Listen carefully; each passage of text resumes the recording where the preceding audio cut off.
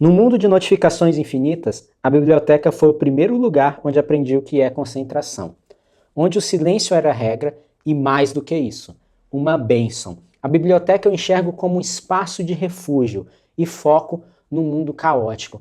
Um lugar onde a gente tem esse tanto de distrações do mundo digital e um lugar que a gente pode sentar tranquilo e ler um livro sem nenhuma interrupção, desde que o celular esteja bem longe.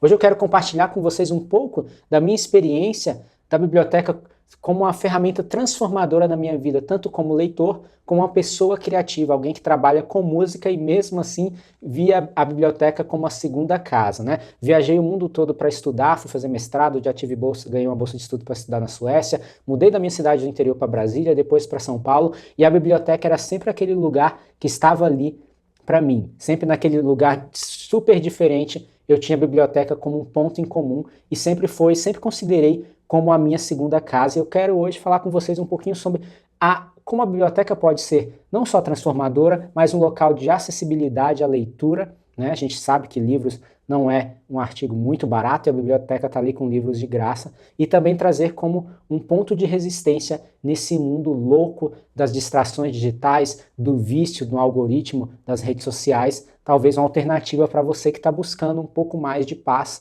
mesmo numa cidade grande como São Paulo, que é o lugar onde eu vivo hoje.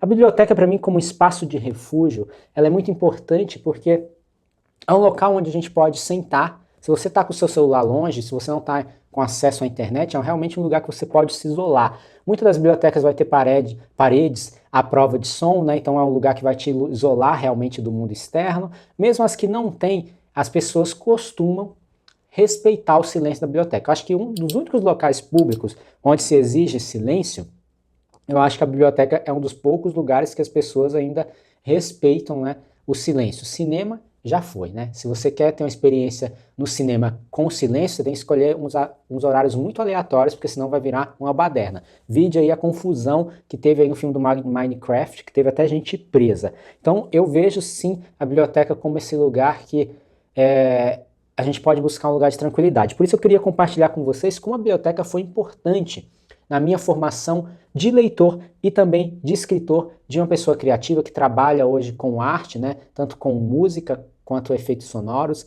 e texto, né, escrita para livro infantil, infanto-juvenil, contos e etc. Ela foi muito importante. Eu acho que você que trabalha com criatividade, tem um trabalho intelectual, a biblioteca tem um papel fundamental como inspiração e até mesmo para evitar bloqueio criativo. Eu vou na biblioteca desde criança mesmo, assim, eu acho que muitos de nós, né, a biblioteca tem sempre um espaço dedicado, pelo menos a maioria das bibliotecas tem um espaço dedicado para as crianças, né, e eu sempre frequentei a biblioteca desde criança, mesmo em casa, né, minha mãe sempre comprou muito livro para mim, então livro não foi uma coisa que faltou na minha infância. A minha escola também me incentivava muito a leitura, muitos livros legais que eu conhecia através da escola, e na minha escola foi o primeiro contato que eu tive com a biblioteca. Lá tinha uma biblioteca pequena, em que eu era fascinado por história desde pequeno, e eu lia muito quadrinhos históricos. Eu nem sei como achar esses quadrinhos hoje, mas tinha um quadrinho que era a História do Brasil, os heróis da história brasileira.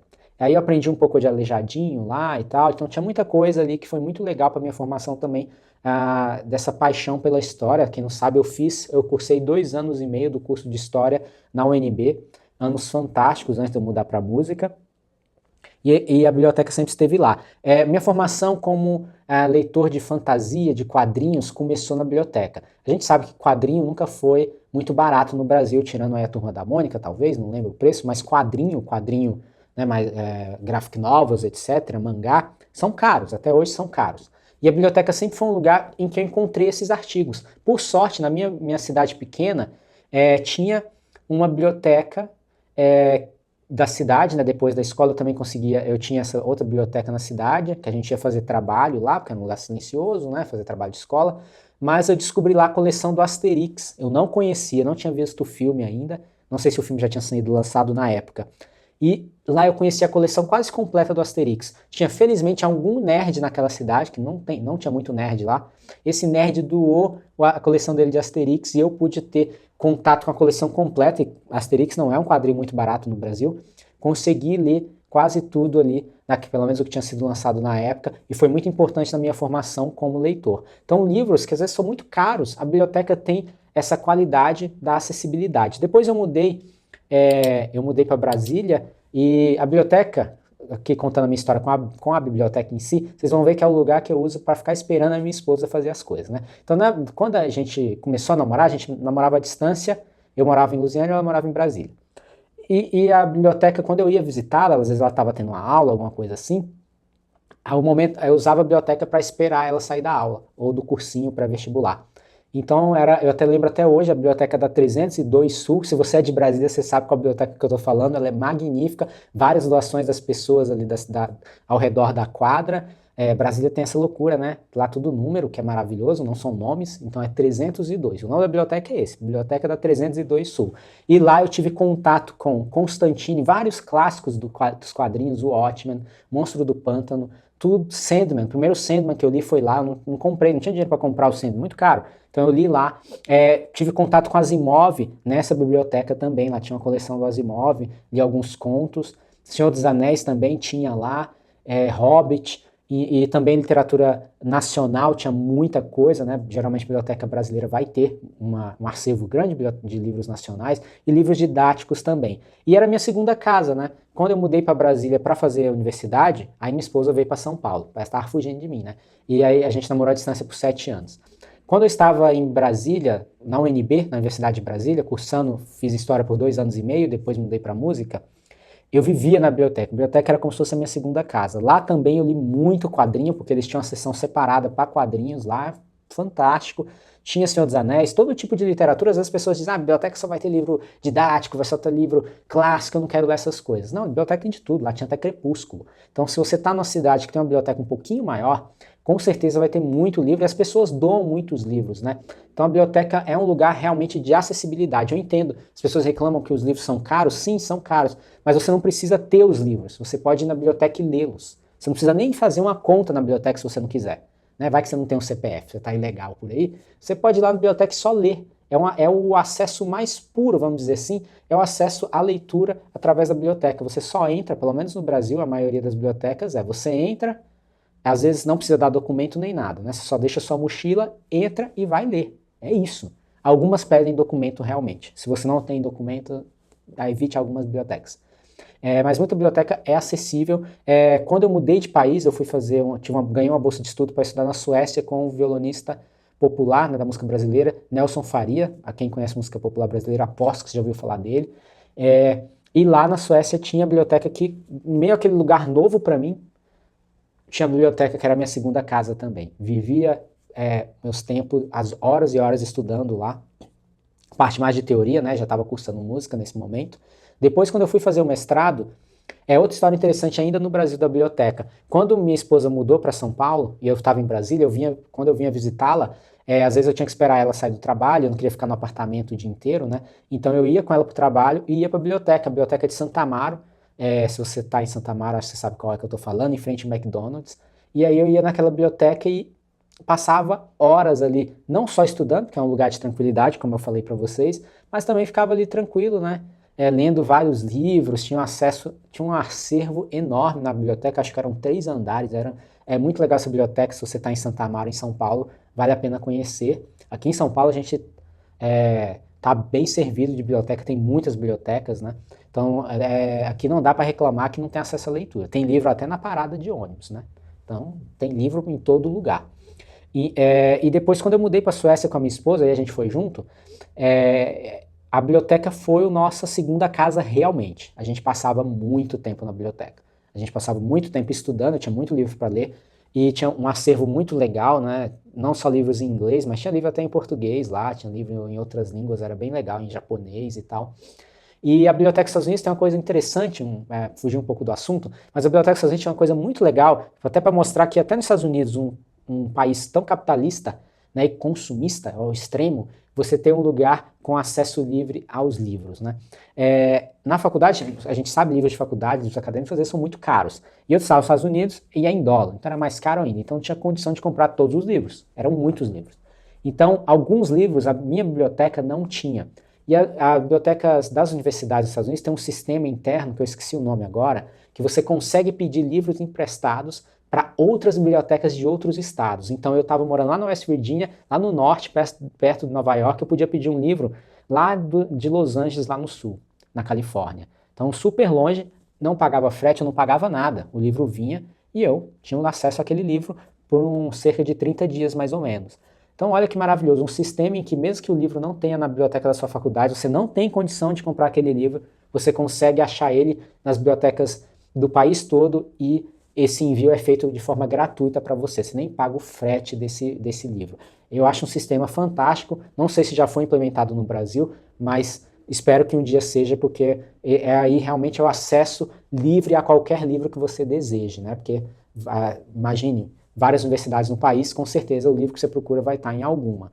Então essa foi a minha experiência de vida com a biblioteca, ela é muito forte. Até mesmo a coisa recente, minha esposa, de novo esperando minha esposa, ela foi fazer uma prova de concurso em Campinas e eu passei o dia todo na biblioteca do Sesc estudando e lendo, porque lá tem um acervo muito legal também.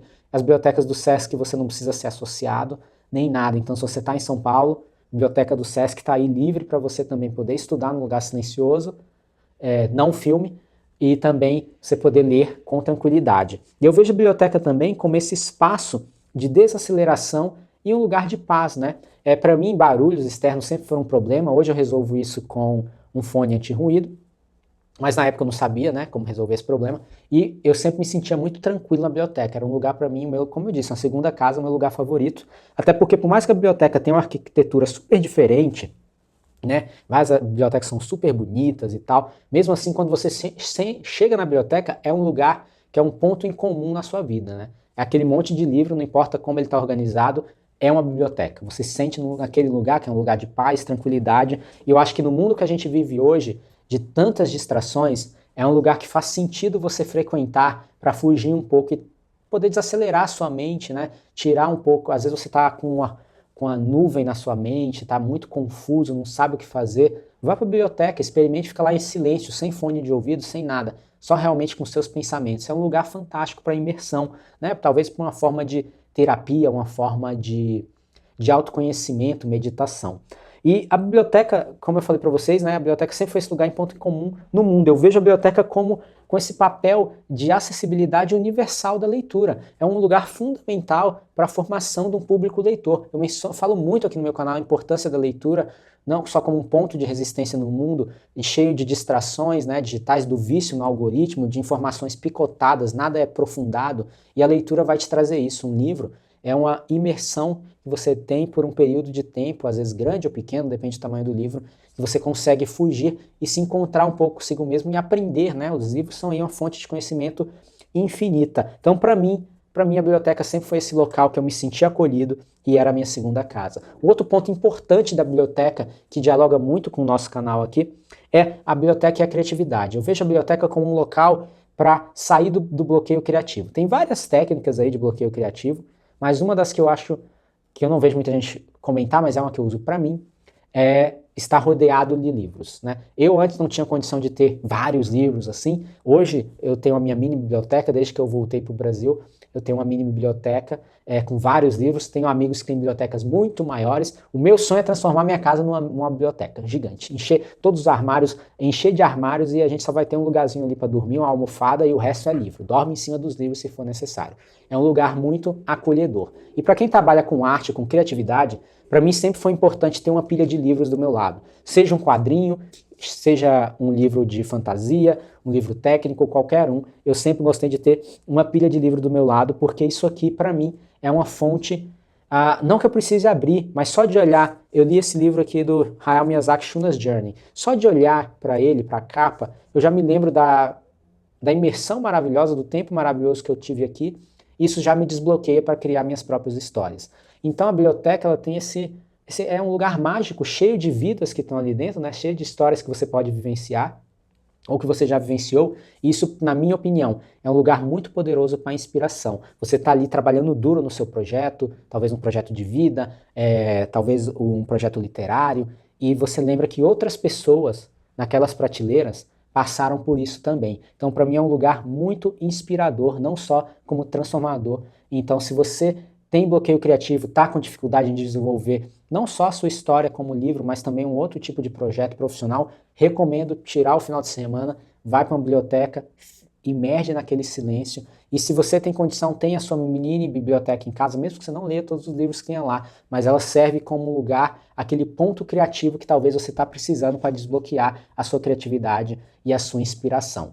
Não esquece de curtir esse vídeo se você ama literatura e ama biblioteca, e também se inscreve no canal para ter assuntos parecidos com esse. A minha missão aqui é falar sobre criatividade, literatura, produtividade e desenvolvimento pessoal, sempre buscando buscando inspiração nos livros de ficção, de fantasia, etc., e trazendo um assunto que a gente possa falar sobre criatividade e fugir das distrações do mundo digital e encontrar um lugar de paz para a gente poder pensar e refletir sobre a vida, o universo e tudo mais.